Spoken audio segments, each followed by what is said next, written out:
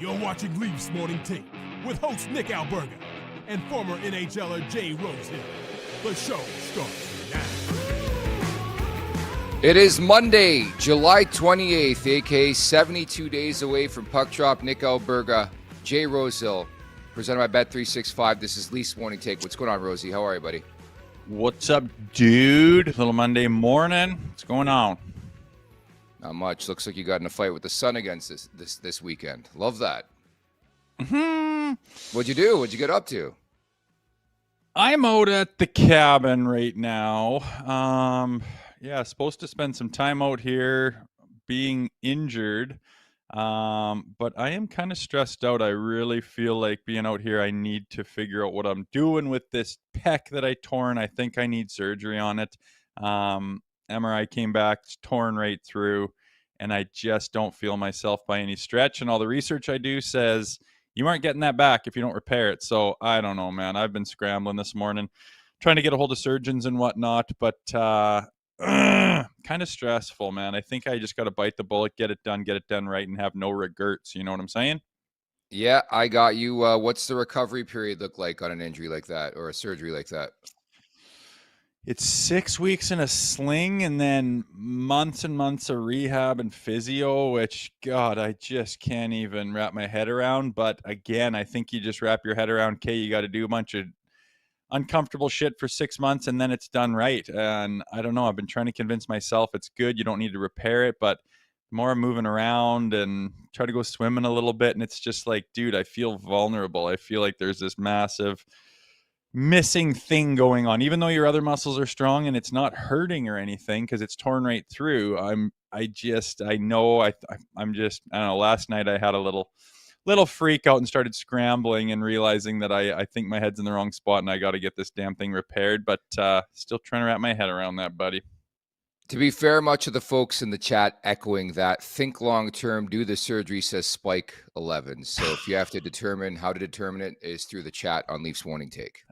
Hey, it's good. I take all inputs, man. And yeah, I think they're right. Everything, I tried to convince myself that it's okay. You know, sometimes they don't repair that injury and you just go along about your business, but it's, you know, they say if you're younger and if you're an athlete, absolutely do it. I'm not that young, but I'm not old. I'm not an athlete anymore, but I'm not in a rocking chair. So it's kind of, and again, the surgeons were like, this is up to you. This is up to you. And I'm like, dude, I need someone else to make my decisions for me. But they literally left it in my court, and I've had 3 or 4 days to chew on it. And last night I kind of had an epiphany, like, dude, what are you doing? Fix your body. You got some good miles left you got in you. So I'm going to do it right, I think. But thanks to everyone in the chat for giving a rip about my personal problems. What's the likeliest scenario that happens first? You show up on this show with a sling, or you show up on this show with a Leafs alumni jacket? Oh, we haven't really we haven't discussed that. Tipped our hat to this. I've got the old jacket. In my closet. It came in the mail. It looks pretty sharp.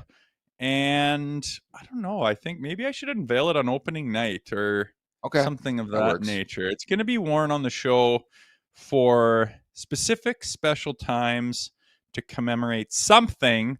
And right now I'm thinking opening night could be the one where it gets busted out. I think once it's opened on opening night, then you only bust it out for winning streaks or series victories. We've got to make it like Elite Company where you rarely see the jacket, but when you do, you know the Leafs are on a heater, I think. Exactly. That's what I'm thinking. It's a prop that needs to be used strategically. I concur with that. Our Super Chat charity partner this season is Sick Kids. Want to make sure that your question or comment gets on the show. Hit us up with a Super Chat. Proceeds from our Super Chat will go to Sick Kids, ranked the #1 research-intensive children's hospital in Canada and 3rd in the world in support of Sick Kids. Devlin Foyston starts us off with this Super Chat. Much love from Sudbury, Ontario, Canada. Get well soon, Rosie. That from Devlin, as you see on your screen right there. Yeah, buddy. Thanks, man. I appreciate that. Lots of, our chat they can throw some daggers out there once in a while, but at the base of everything, they got great hearts, don't they? They do. And speaking of hearts, we did discuss this on the Friday edition last week. Did you have a chance? I know you're at a cabin. Did you have a chance to watch Happy Gilmore too?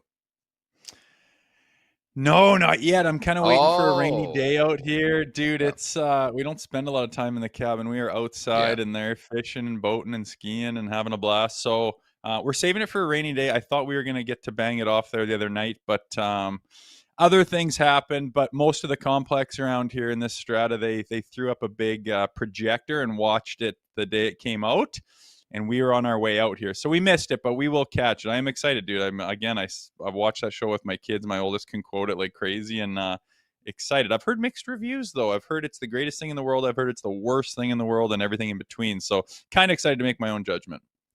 Yeah, I won't spoil the review. I watched it on Friday afternoon, I think it was. I just had to see what all the fuss is about. Then I saw it was an hour and 57 minutes. I'm like, this can't be good. Because the original was like an hour and 30. In and out, in and out. That's all I need. But it probably was like 20 minutes too long. But all in all, I was there for the nostalgia. I wasn't there to present the 20-page paper on X saying what I liked and I didn't like. So I was happy. Yeah, exactly. Take it for what I think. That's my mindset. Take it for what it is. Go have a laugh, see some characters and some cameos, and Yeah. move on with it. You're not comparing it to the first one. It's just kind of fun to do it. That's going to be my attitude. I think that'll set me up to think that it was okay at the end of the day.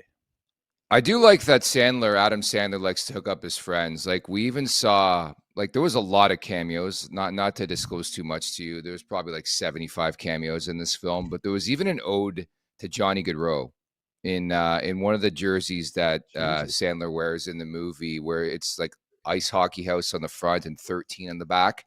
And a lot of people were connecting the dots saying that was an ode to Johnny Gaudreau, of course, who wore number 13. But the tie-ins, especially, like he hooks his buddies up. Imagine having like a famous buddy every time he does a movie. He's like, you're in it. Like Sandler's wife and his two daughters were in this movie. Yeah, I heard they were in quite a bit. I think Sandler's wife's been Yeah. in a few of them, but like there's a going back to Mr. Deeds and The Wedding Singer and Big Daddy, and like he's got the same crew Billy Madison. in his movies, and it's Spade and Grown Ups and all the rest of it. And that's cool, man. I listened to a podcast on the way out here actually because my kids wanted to listen to him do a podcast, and he just talks about having a pretty comfortable set with his buddies and everyone gets along. There's no drama. You're not meeting anyone. It's very comfortable for them to do the same thing. So, you've done as many movies as that guy has. You can kind of do what you want, and he chooses to hang out with his buddies, and I'm sure they appreciate it. I'd be riding those coattails too. Yes, sir. Did you see who his swing double was in the movie, by the way? I saw a video yesterday. I hope it was real. I can't trust AI anymore, but it sounds like Hunter Mahan. I think that's that's how he was a swing double. It's pretty damn cool. They put it together. I think he put it out on his socials, but the whole get up to the beard, like that's some crazy stuff. Yeah, I did see that Mahan had to like change his swing and his follow through to look like and his finish to look like Happy Gilmore's, and doing the walk up with the Timberland boots on and everything. I did see a little piece of that, and Hunter Mahan was a great player in his time. He kind of fell off the map and had this chunked chip in the Ryder Cup that was kind of like his demise, but haven't heard his name in a little while, but it's kind of cool to see him back and getting involved with that kind of stuff. In support of Sick Kids, Tammy, our favorite here at Leafs Morning Take, writes in, appreciate this in support of Sick Kids again. Wishing Rosie and his tig old biddy a speedy recovery. Love Tammy. Yeah, it's tig old biddy. She's all piled up right now, but I appreciate everyone talking about my titties this week, and we'll get her sorted out. Like I said, I had a little bit of a mine started spinning last night, like, oh God, like, am I doing the right thing? So inquired on a couple of calls, but again, we will get it sorted out. And again, thank you to the chat for being so kind. Like I said, sometimes they can spew some venom, but they're in good spirits this morning, wishing me all this well wishes. I appreciate it. A lot of titty talk on this podcast. In fact, about Rosie's titties, and your tit did make an appearance on our thumbnail like a week and a half ago too. Like your tits have been everywhere this summer. Oh boy, yeah, I would like if the focus was a little less on my titties, but that's life, man. We'll get through it. Yes, sir. The Blue Jays are red hot, and so is the Nation Network's brand new podcast, The 6 Inning Stretch, hosted by Lindsey Dunn and three-time MLB All-Star Whit Merrifield. It's your weekly dose of insider stories, unfiltered takes, exclusive interviews, and all the biggest headlines from around the majors. New episodes drop every Wednesday, so like, follow, and subscribe to the 6 Inning Stretch wherever you get your podcasts. or watch full episodes on the Blue Jays Nation YouTube channel. At the Leafs Nation 41, hit that like button, hit that subscribe button. Leafs Morning Take wherever you find your podcast. Make sure to leave us a 5-star review. And don't forget to visit theleafsnation.com. The following segment is brought to you by our good friends over at Greta Bar YYZ, the ultimate hangout spot in Toronto. Caravana is coming up next weekend, August 1st, 2nd, and 3rd. They've got DJs, drink specials, and a Caravana-themed Regretta night with $5 almost everything. Plus, don't miss the Nimanaz after party on August 9th. Grab your tickets now on Show Pass. For more info, head on over to gretabar.com. That's gretabar.com, 590 King Street West. Greta Bar, let the games begin. And the games will begin, Rosie, for one Ben Danford, who was invited to Canada's Summer Showcase taking place in Minneapolis next weekend. You would have to think that's on a list of goals for like a Danford next season. I think making the World Junior squad would be among them, no? Yeah, I would think so. When you're at that level and you get invited to the camp, you know that you're on a short list, right? Very tough team to make. Obviously, some really good players around you every single year, but I would absolutely think that would be a goal on his mind. You need to set goals, and you need something to push you. He's training right now, and he's in the gym, and he's pushing sleds, and he's skating, and he's sprinting, and you need something to be like, I need to get through this workout, and I need to push it a little bit further, and I need those last couple of reps. And for a kid in his position, the World Juniors is a great goal, I think. It seems like every year, you look back through the history of World Junior, the guys and the names that stand out, especially on Canada, there seems to be like those big D men that are just the anchor back there, who have leadership qualities, who the tournament's talking about every game, it seems like. And if he emerges as one of those players who can take that spot, I think that's massive for his confidence, for his just for the buzz around this kid as he starts to embark on stepping into the NHL in the next handful of years. So exciting for him. And that's the first step right there, is getting invited to that camp in the summer and being on that short list of players where they're looking at you. And, he's going to have to go prove himself and try to earn that spot. So we'll watch him go through the process, and again, wish him the best, because that tournament's done wonders for a lot of guys' careers. I'm curious about Leafs camp coming up in late September too. How significant or how serious of a look do they give Danford? Does he play multiple games? Does he play a game? How do they feel about his progression? The other thing I wondered about, like, what are the chances we never see Danford don a Maple Leafs sweater, and we'll say the regular season? I actually think it's high.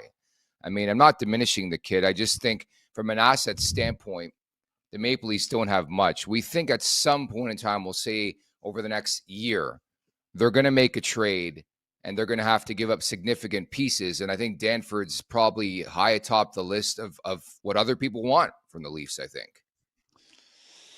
Yeah, potentially. Like, the cupboards aren't exactly stacked. We got, a couple of prospects coming up whose stock is high right now, and there's lots of potential. And sometimes you can bet based on that. And,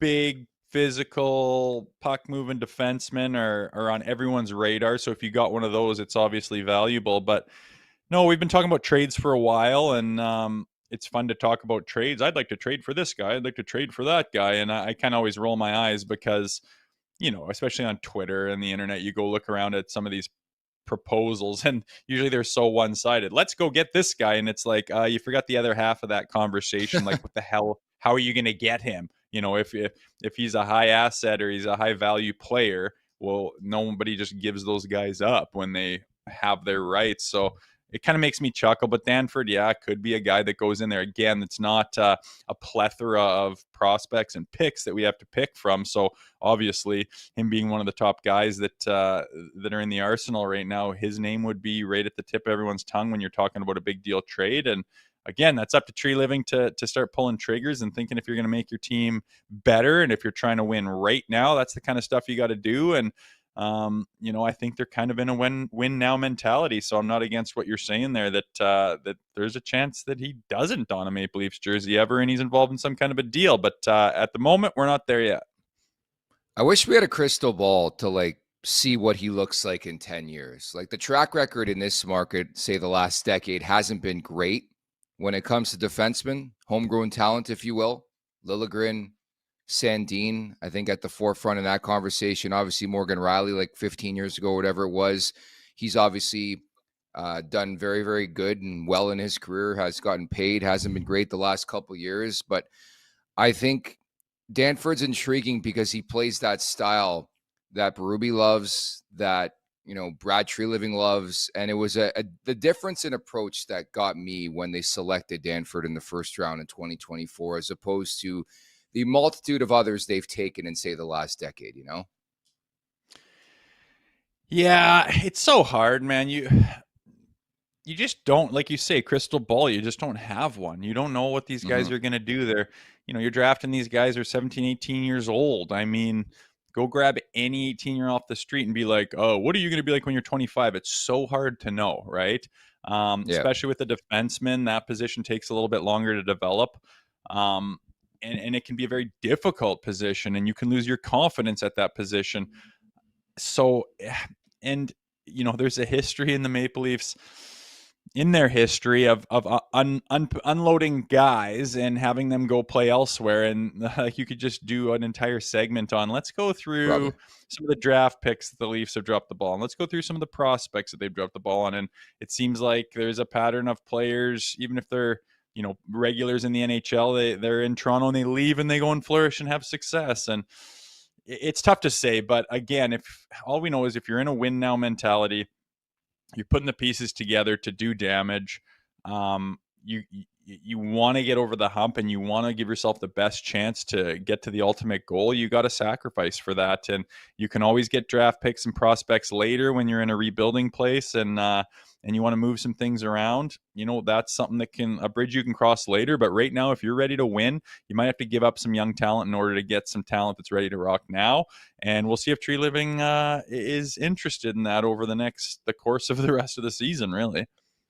Leaf Nation 67 writes in, would you guys put Danford in a trade for Rust? And therein lies the question. Like, I don't think I have an issue with dealing Ben Danford.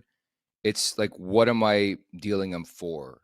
Is it going to be a Brian Rust? Is it going to be a McTavish? Like, I think it's got to be a guy who A, addresses what this team needs, and B, is like a true difference maker. Like, I think if you're dealing a top prospect, I guess much similar to like Fraser Minton. Like, I like the deal from both sides of the equation, whether it was Boston or Toronto. I'm a big Brandon Carlo guy.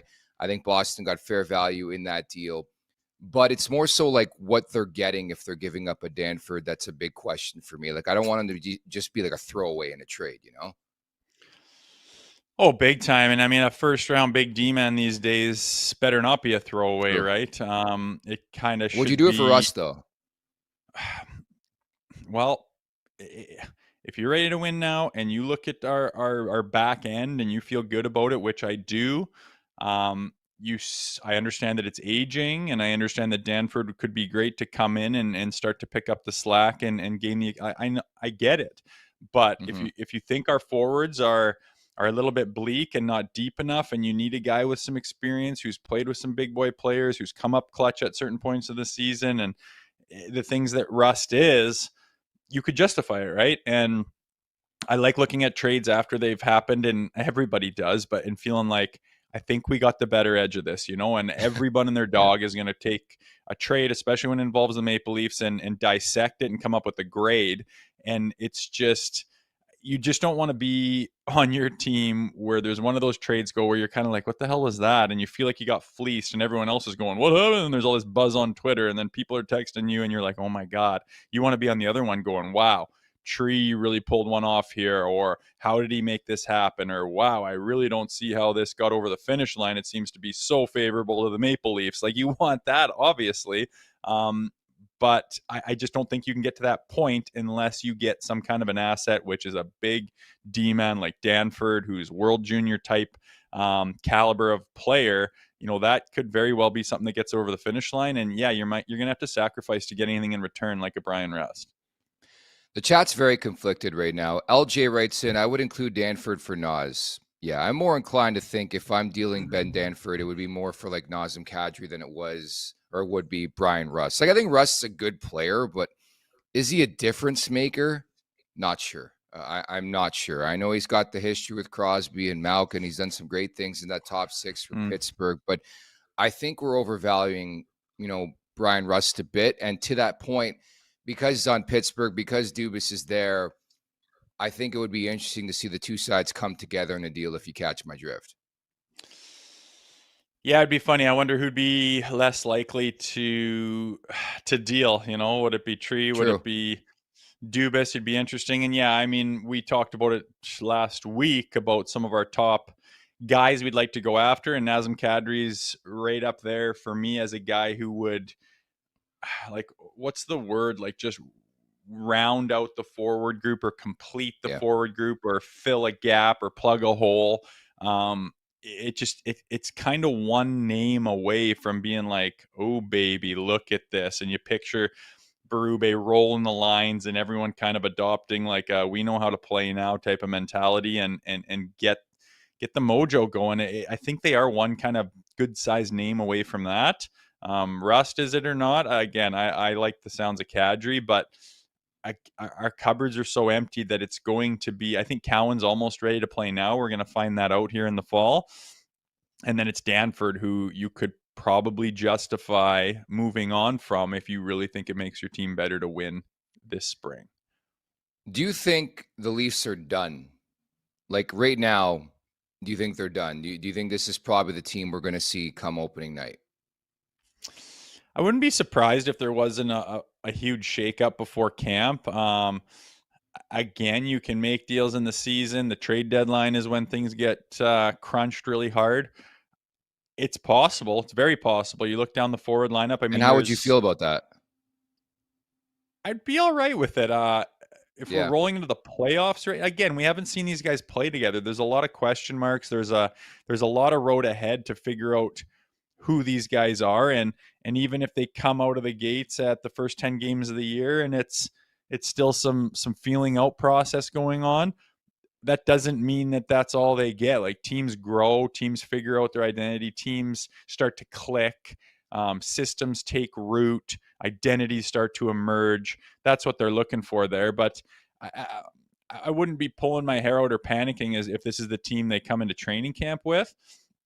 But I do think that there is a bit of a hole up front, and that when push comes to shove, if they're going to make a Stanley Cup push, they're going to have another body at least of value, a name that's recognizable, where you know what that guy brings to the table, who's going to be added to the roster. Maxentius Decimus writes in, I think they're done for now. I would concur with that. Like, I wouldn't be shocked if we get to camp, at least the players we think are going to play, including Cowan, like this is the roster. I think what we could see is still like an exodus a bit. Kelly Yarncroke, Robertson, Kempf, all in limbo. But I think what you're trying to do in those deals, not so much bring in assets to help your team right now, but it's free that cap space and maybe get some assets that can help, draft picks, whether they're fourths or fifths or sixth, that can help in a package down the road to acquire what you need. I think all in all, if this was it, I'm pleased. I think it's been a difficult offseason for obvious reasons, but they've patched some holes. I think they've added some depth. I like their middle six, we'll say, way more than I did 2 months ago, even to end the season in Game 7 against the Florida Panthers. So I think the step is in the right direction. But I think, to your point, we've got to think bigger picture, and that bigger picture brings us to the trade deadline next year, where I think between now and the trade deadline, I mean, it's not crazy to say, I think the Leafs will do something significant. They'll pick up a big piece and they'll move a Danford or a Cowan. I do think training camp will give them a lot more clarity on where Cowan is in his progression. Like, is he a guy who can push, who can be in the NHL? Is he better served right now for the AHL is the question.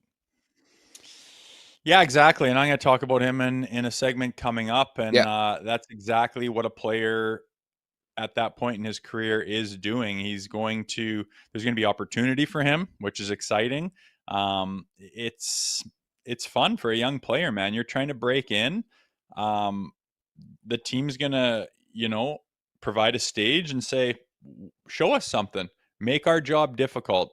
GMs and coaches always say that at camp, make our job difficult, go and steal someone's job, make us scratch our head saying, oh my goodness, this guy's on the radar now. What do we do? Make our job difficult. And as much as I do think there's kind of a hole in the forwards, there are still a lot of guys that are competing for some of those spots up front. And we've brought in some bodies. We haven't moved out a ton, and there's going to be competition there. There's going to be competition in the bottom six. There's going to be competition in the top six, middle six. There's different guys that can play different roles, and there's competition now. And the Robertsons and the Yarn Croaks and guys like that. We mentioned Easton Cowan coming in. Where does he fit? Does he fit? It's going to be interesting, and I don't mind it all having competition. It just takes away from that safety, lackadaisical feeling of training camp where everyone's safe, everyone knows where the chips are going to fall. You go out there and kind of go through the motions and get the body going. No, you're in a dogfight for your life and for your career and for your season. So it'll be interesting to see that take hold in camp and who emerges at the top and sparks the interest of the powers that be who decide on who's on this team. At the Leafs Nation 401, hit that like button, hit that subscribe button.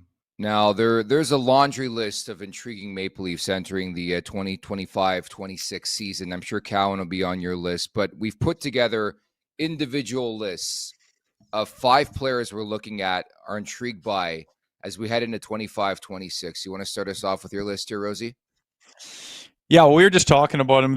When I think about camp and what are things going to look at? Easton Cowan pops into my mind pretty immediately.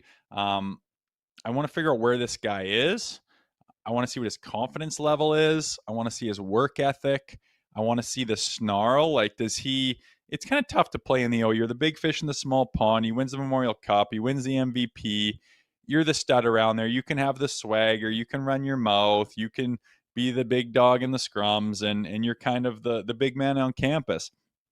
Some guys have no problem stepping into the NHL. I've always been impressed by younger players that just step into the NHL seamlessly, like the Shen brothers. I've asked them, I'm like, are you just naive to what's going on? You just do it like it's another day at the office. And it's just such a big thing to me. I put the NHL on such a pedestal that it was difficult to wrap your head around the fact that I belong here. I can play here. And it's always interesting to see these prospects like an Easton Cowan and how they go about that. I hope this kid's working his nuts off. I hope that he's ready to bang and crash and play like a dick out there and rub some people the wrong way and ruffle some feathers. I hope he's got confidence coming out the wazoo. And with how his season ended, he should have confidence. He's done really well. He's kind of left the hiccup that was the World Juniors, where things didn't go very well for him personally or for the team. He's kind of left that in the rear view and put a cherry on the top of his junior career with what he did at the Mem Cup. So he stands out to me as what's this guy going to do? And I hope that he's popping off the page and standing out to everybody and earns a place on that team and can contribute right away. Again, that's a lot to ask. I don't have the expectations that he's going to do that, but obviously that's the best outcome you could ask for him coming out of training camp. Who else do you have on your list? 4 other guys we need here.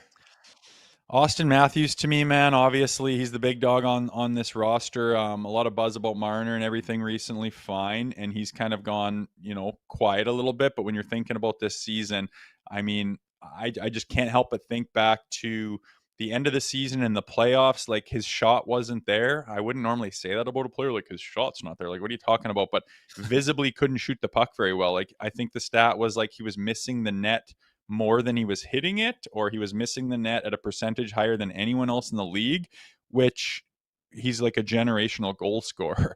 So that's a bit of a problem. I'm really curious to seeing how he looks. How dynamic does he look?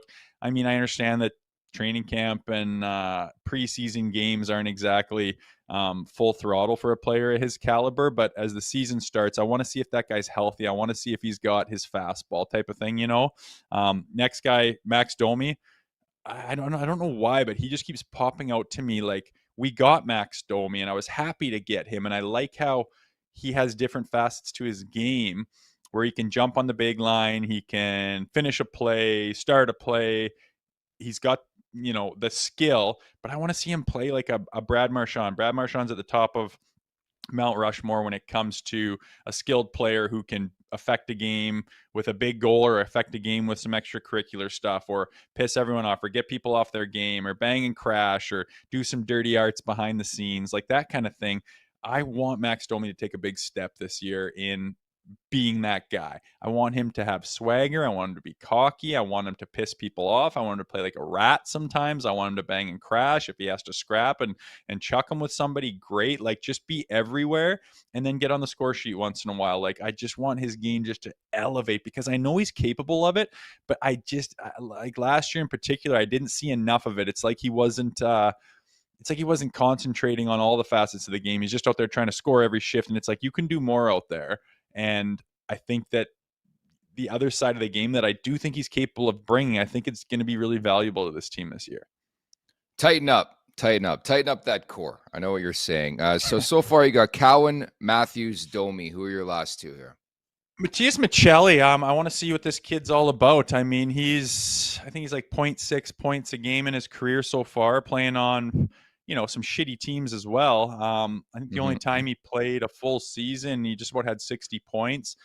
We know he's got good vision. We know he's a disher. And I'm interested to see what he looks like. How does he fit in Toronto? How does he handle the big stage and the reporters and all the bullshit? Can this guy make an impact in the top six? I'm interested to see what he looks like. Last one, Scotty Lawton. I want to see, I think to his own account, he told me personally, he's like, man, I'm overthinking things. So excited to get Toronto.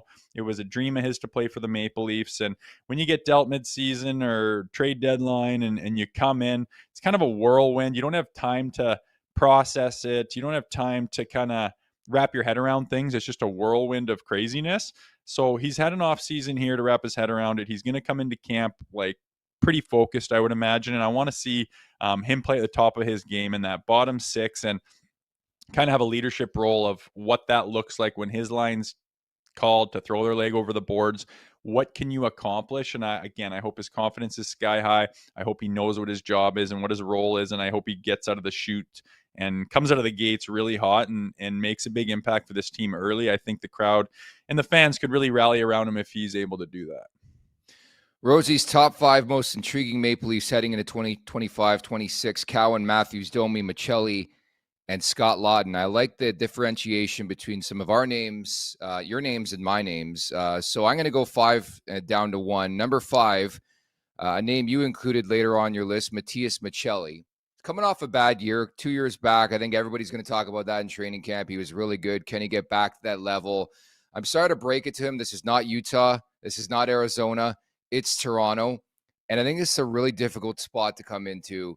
You're in the top 6 with the Toronto Maple Leafs now. Like, shit's going to get real really, really quickly for Matias Michelli. Can he rise up is the big question to me. Can he be that guy that they took a flyer on in that trade and elevates and is in the top 6 and is a consistent top 6 producer? So I got Michelli at number 5.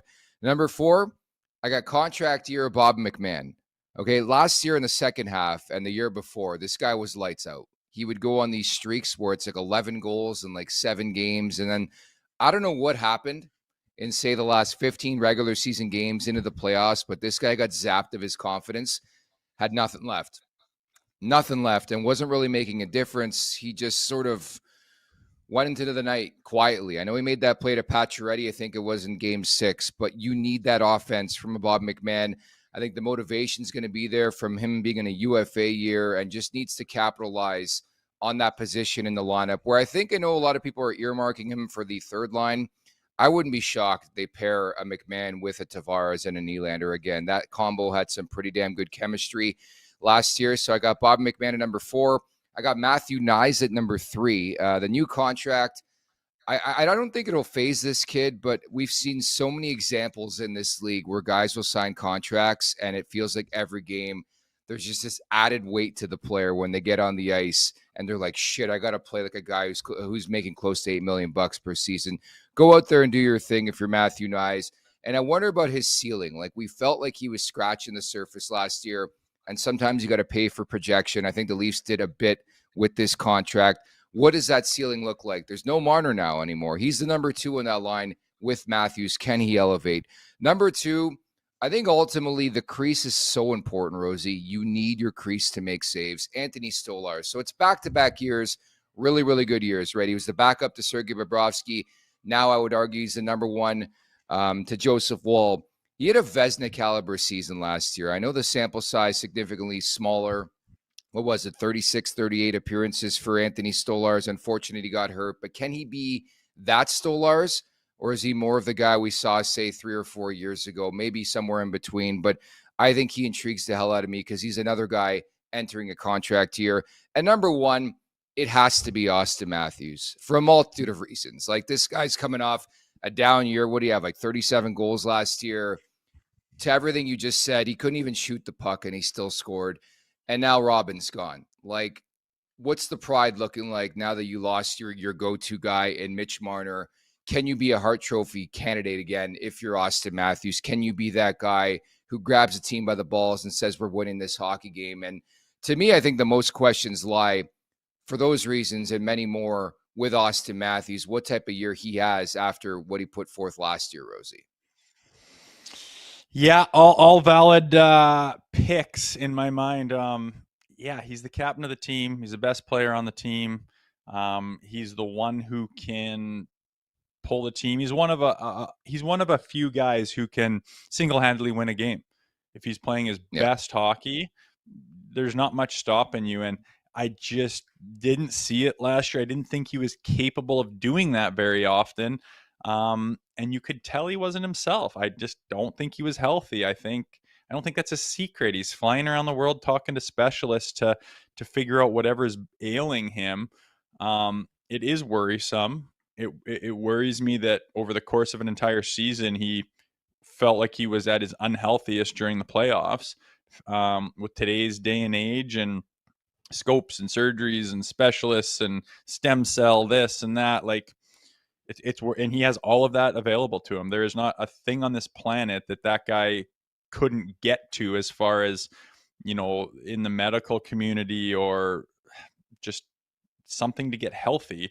All the money in the world, all the resources at your fingertips, and he couldn't seem to get himself healthy at all. That's worrisome to me. Now that he's had an entire off season, all I can do is hope that he's feeling good. And again, I think we'll know pretty soon if he's got his fastball, because it's pretty dynamic when he does, and it leaps off the page and off the screen, and you're going to know. So as a captain, as a leader, 100%, I agree with that. One thing you said that I didn't really mention was those goaltenders too.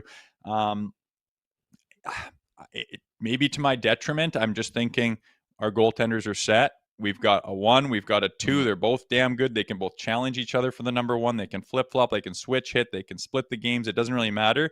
But if that goes away, everything we're talking about, like if neither one of those guys can be at the top of their game like they were last year, there's no, like, everything else is for naught. Like, it doesn't matter what Michelli does when he comes in here. It doesn't really matter if Matthews is all that healthy. If our goalies aren't doing what they were doing last year, as far as the level of a cup run, you don't have a chance. I mean, that's just the goaltending position for you. Look around the league.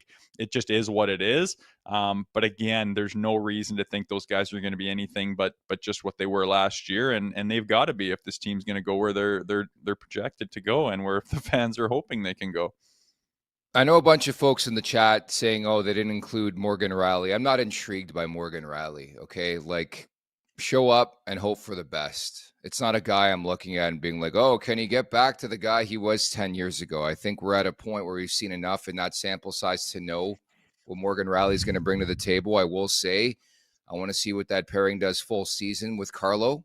Maybe he elevates. Maybe he's a better player, more consistent player, but he's not really on my list of players I've got my eye on entering the year where I'm like, holy crap, this guy can take another step or be a difference maker. I just think he is what he is at this point, Rosie. Yeah, I would agree. Going through the roster, trying to come up with that list, Morgan Rielly never came across my mind, really. I've just accepted the fact that he kind of is what he is. You hope that he's just not a detriment to you, that he doesn't take a step back. Again, yeah, just not intriguing to me. I don't see him exploding and all of a sudden being this power play quarterback that's, putting the team on his back and putting the first unit on his back. And I just don't see it. Again, he's been in the league long enough, and there's kind of been some so-so years recently. Yeah, nothing against him. I just don't have him on the tip of my tongue when we're talking about guys that are going to stand out this year. In support of Sick Kids, Devin Foyston sends us another one. I'm curious to see the opener to see what they do for the for the banner raising for winning the division. I don't think there'll be a banner raising for winning the division. If there is, then I think we're going to have an extensive podcast the next day about that whole celebration about winning the Atlantic Division. Yeah, I don't think an organization with the history of the Toronto Maple Leafs puts up division-winning banners up in the rafters. So we can let's do a parade. Skip that. Let's do that. Focus on the big prize. Yeah. Why don't we do a parade for that celebration? A parade. Remember how much conversation we had last year about winning the Atlantic Division? And then the whole year we're like, yeah, Florida doesn't care about this thing. And we all see what happened. And then everyone gets smoked by the team that completely lets off the gas right before the playoffs. Good Lord. Yeah. You know what? That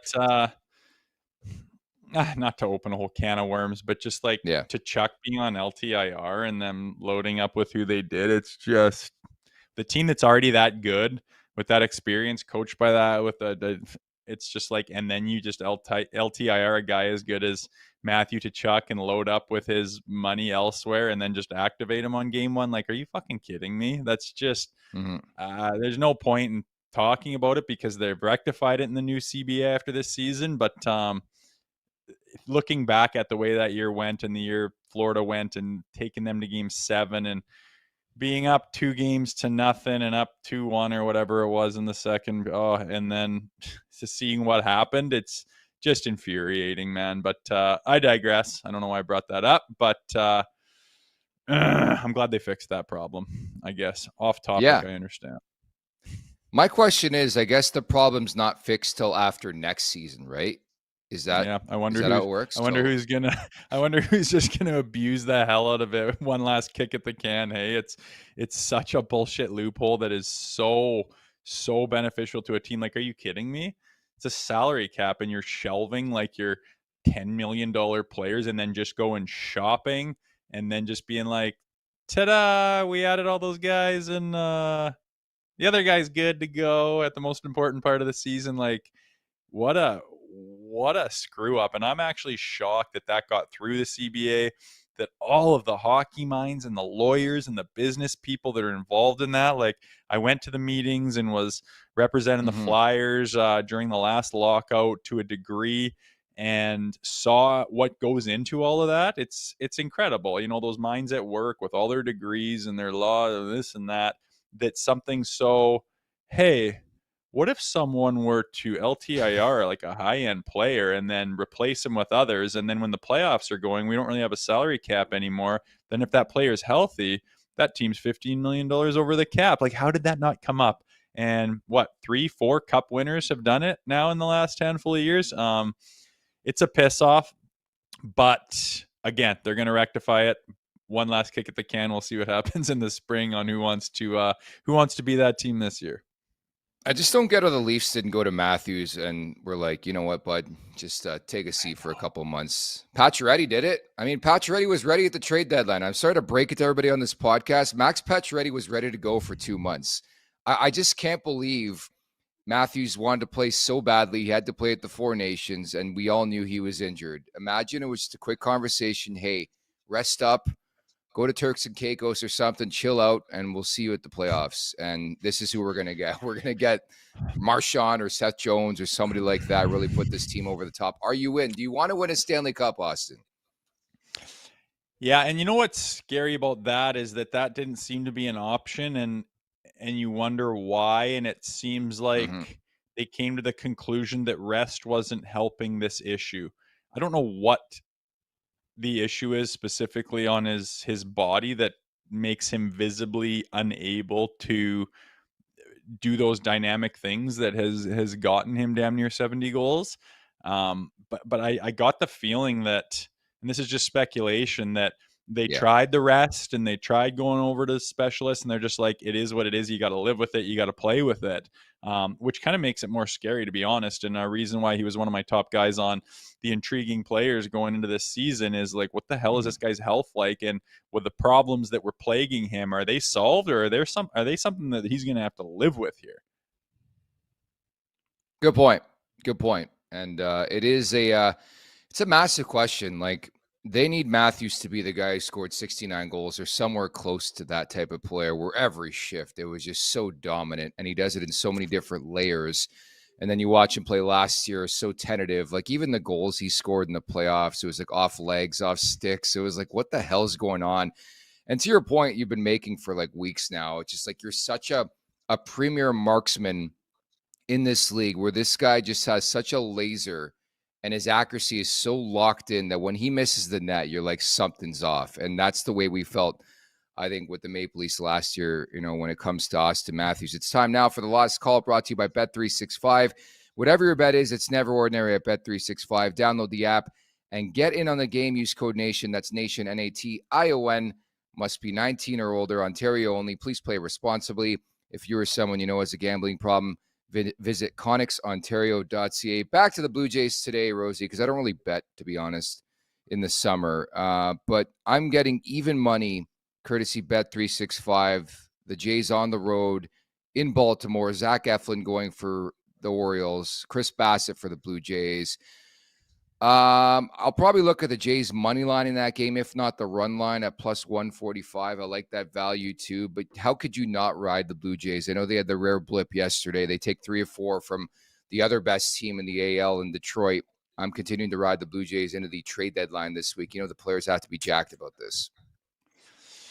Yeah, why not? I kind of had the same thing. They got a little smoked a bit by the Tigers last night, so we'll see what they got against the Orioles. Like you said, the matchup looks kind of favorable, and at even money from 365, you could double yourself up. So why not ride that team? It's been fun watching them do what they've done. You think there's ample opportunity for them to, okay, that was fun, but let's come back to reality here. And they just seem to keep the gas on and pulling away from that division from the Yankees. I don't know if they're 6 games behind, 6.5 games behind, something like that.